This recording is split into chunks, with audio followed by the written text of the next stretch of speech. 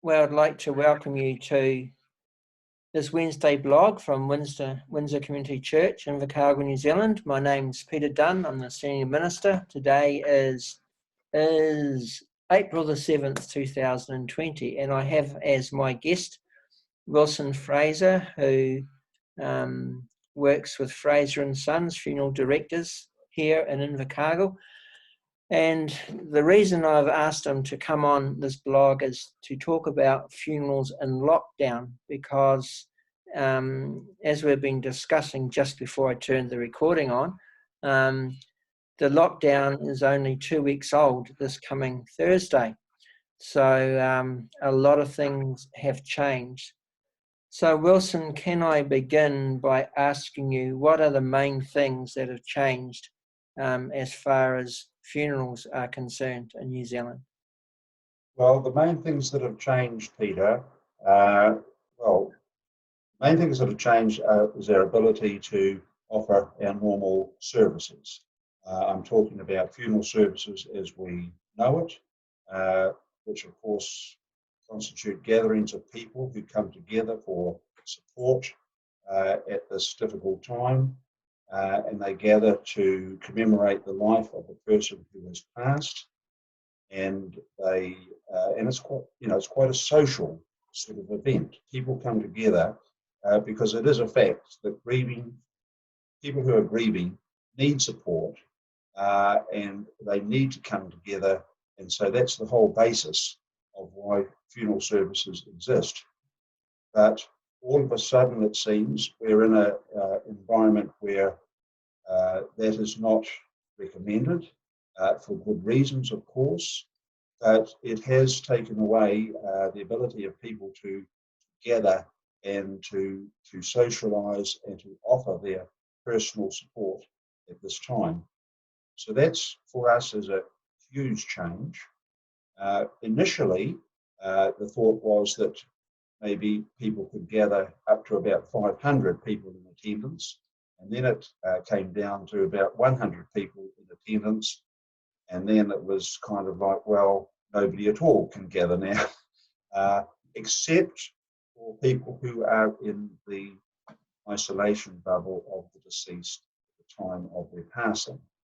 Now, this is a term that we struggle to come to grips with. Who can it be considered to be in the isolation bubble of the deceased at the time of their passing? And we've had discussions about whether that just constitutes the immediate next of kin, or whether it just constitutes anybody who might have been resident at the deceased residence at the time of the death. But whichever way you look at it, it's pretty restrictive. and asking families to make choices about who or who can't be involved in funeral arrangements, or who can or who can't attend the cemetery, crematorium, or anywhere to commemorate the life of the deceased, is not a conversation that we as funeral directors really want to be having with a family. We don't want families to be having to make choices about who can and who can't attend. We'd far rather say, well, look, whoever wants to be there, whoever wishes to be there, they are welcome. That's what we would like to say, but under the current environment, we have to have a slightly different conversation. And that's not an easy task to have, because means families, of course, will struggle. So for example, if someone died at home, in their residence, they're non-COVID, so they've died of some other cause. What actually, what is the actual process that is required now? Like, presumably, the family will contact you. You would go and collect the deceased person. What happens after that? Right, okay. Well, firstly, I'll mention, Peter, that the restrictions that I've been talking about actually apply to everybody, whether they be COVID virus involved in their death or not. So restrictions apply in every circumstance. So if we are called to a family house, for example, we will have to have a conversation with the family and telling them that once the body comes into our care, the things that we can offer the family from that point onwards are extremely restricted. And until about a week ago, it actually meant that we had to tell people that once the body was in our care, that would actually be their last opportunity to say their goodbyes. Now, the government has moved a little on that. They're talking about people in the deceased isolation bubble. I've also heard comment about the family household who are in the deceased isolation bubble. I've got to say that the protocols about that are actually rather unclear, but the main point has got to be that any deceased person, if a viewing takes place at all, it's got to be within the funeral director's premises, which are officially defined as a controlled environment. So in a sense, it is up to the funeral director to ensure that the restrictions that apply are able to be maintained if the facilities of the funeral home allow a viewing to be possible under those restrictions.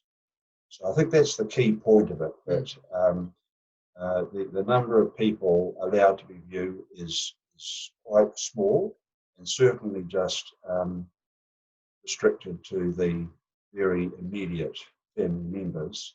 But secondly, the facilities have to be able to accommodate that viewing within the social distancing restrictions that currently apply. Yeah. Well, that's a bit of. I was talking to you last week, Fraser, and yeah, at that stage, once the deceased was handed over to you, that was it for the family. So it's good to hear there's been a little bit of a move, although it sounds it's still a little bit unclear.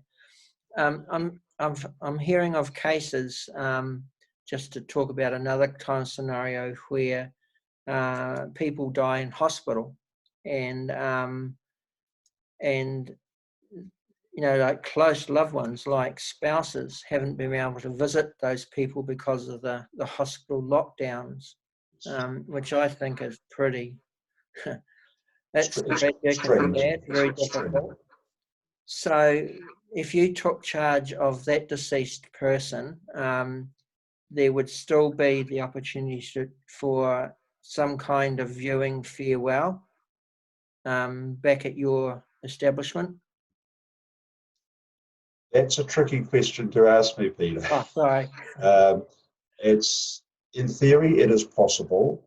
In practice, we are not sure currently whether our viewing room can accommodate the procedures, protocols that the Ministry of Health have actually put in place. We're actually thinking of another area entirely, which we are currently, shall we say, getting up and running so that we can offer viewings at some point in the future. It might be a week or two out at the moment, but we're currently saying to people, unfortunately, our facilities are not able to actually accommodate a viewing at our premises at this particular time.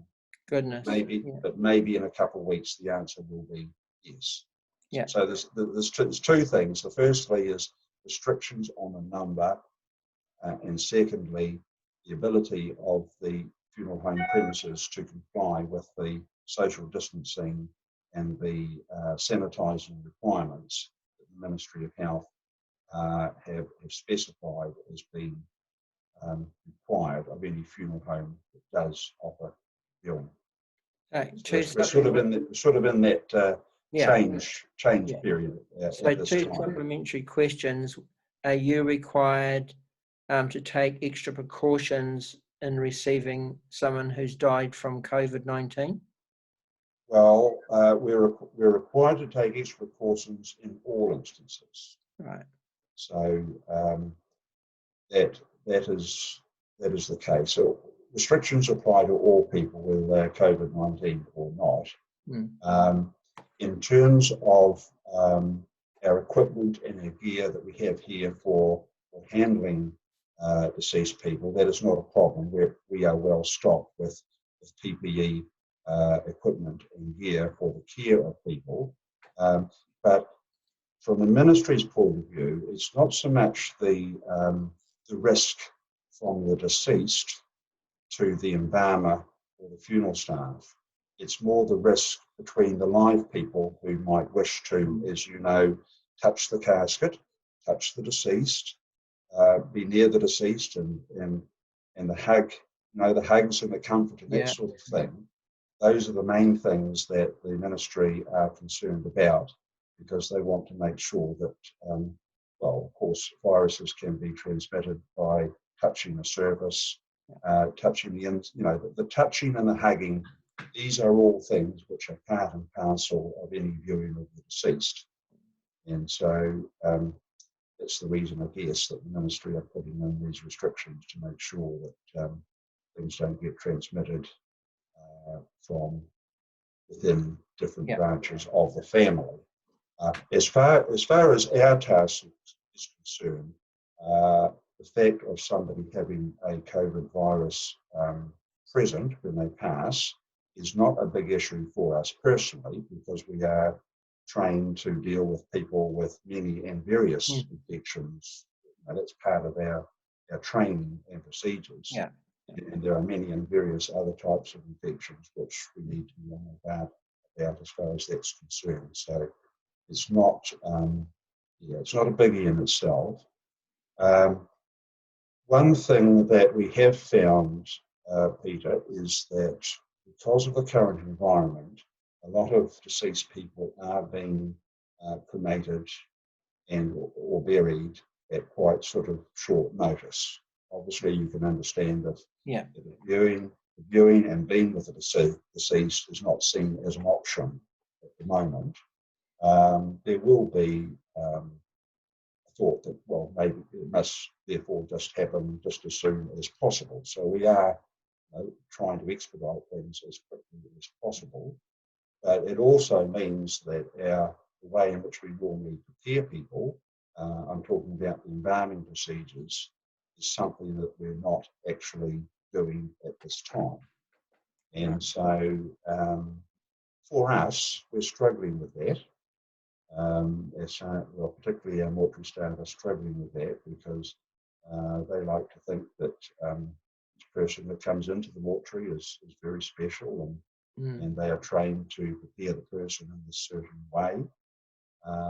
And when people come in and are not prepared in that certain way, it does take away some of that feeling of caring for the people. It takes away a kind of, makes it less personal, and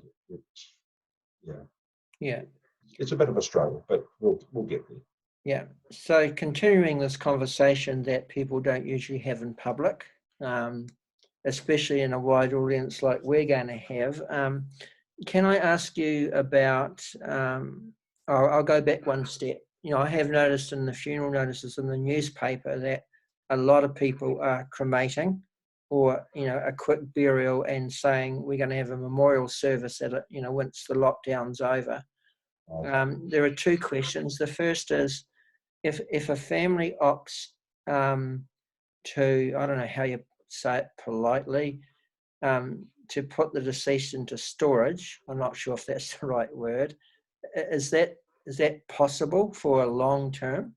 It is possible, yes. Yes, it is possible. We are allowed to do the embalming procedures with the view in mind that the body will be kept for a long period of time until the restrictions are over. Personally, I'm not sure that that's going to be a request that we're going to receive many requests of that nature. I think mainly because of the uncertainty about the length of time. Yeah. I think that the lockdown will eventually finish, but it may not mean that we revert back to open public funeral services as we have normally and traditionally known. So there will be uncertainty whether that actually means a month, 2 months, or 3 months, or 6 months type of thing. So I'm not sure that the proposal of keeping people in our care for long periods of time will really have much quest Yeah. as far as families are concerned, although it is possible, as you say. Supplementary question, please. Are people allowed to attend a graveside internment, if it stays in the bubble? Yes, the attendance at the graveside are of the same restrictions as for viewing of the deceased. Okay. Yeah. Okay. So, and we've been discussing all of this amongst ourselves, Peter, amongst my staff, and with other funeral homes in the area. And we're wondering whether, instead of asking people to make a choice, suppose there were a group of 40 or 50 people in the wider family group, instead of asking the family to make a choice about who can and who can't go to the cemetery, would it not be better if nobody attended, but that the funeral director video recorded all the proceedings, did a nice video recording of the proceedings, and then made that available to everybody in the family to view and watch in the comfort of their own homes? This is a conversation that funeral homes in the area have been discussing amongst ourselves, and thinking that it would perhaps be a good idea just to suggest, instead of having to make the family make a hard decision or a hard choice, perhaps just this might be the better way to go. Yeah. So those are conversations that we're having with families in regards to funerals that will result in a burial as opposed to a cremation. Yes, they're indeed very complex and complicated times, and it kind of seems to me that, like, I understand why all the restrictions are on, but it does seem to me that the government has forgotten about the spiritual side. I'm not just talking about being, as a Christian, that kind of, just in general, our spirituality as human beings and saying farewell. So, whether people believe in God, there is that important grieving, and the funerals are an important, very important part of that. They have been since they've been human beings, really. Yes. No, I agree with everything you say. Yeah. Restrictions or otherwise, families and people still have needs at this critical time. Yeah. And we are keen to ensure that the compassion that we show to people, well, that will be one thing that won't change this time. There may be other things that we can't do, but the compassion that we have for our client families is something that must not change at this time. All right. And it will be difficult. Yeah. So just one final line to follow. Everyone is postponing a memorial service until after the level 4 lockdown, but you and me have been talking before this interview, and we're both of the same understanding that there will not be gatherings of people like in a church or a funeral home chapel until we reach level 2. That is correct, Peter. Yes, that's my understanding. Yeah. So that may not be for some time. Yeah. So as a church minister, that makes me think and plan a way ahead, because it could be months. I don't know. We've discussed the possibility of the rumours that we maybe go into regional or city lockdowns depending on clusters, and there'll be lots of factors that the government will have to take into account, I imagine, none the least of which will be what's happening in other parts of the world. Yeah. Because before borders can be opened and travel occur around the world, and trade and all those sort of things that we associate with the normal business world, the government will have to take note of what is happening in terms of COVID virus in other parts of the world. So, there'll be many and complex things that have to be taken into account before things come back to normal. Yeah. Well, I'd like to thank you, Wilson, for talking with me. And I'd also like to let you know that Wilson is a really great fan of drinking coffee at McDonald's with our Men's and Mates group as well. We do that every second week, and we do what we should do, and most of the group goes on to a Bible study the second week. But I'd like to thank you, and what you have told us is both is concerning, and what I would encourage people to do is that when they hear of someone who has passed on, do make contact with the family by phone, whatever means, because they are grieving, and they are grieving in a way that is not normal for us.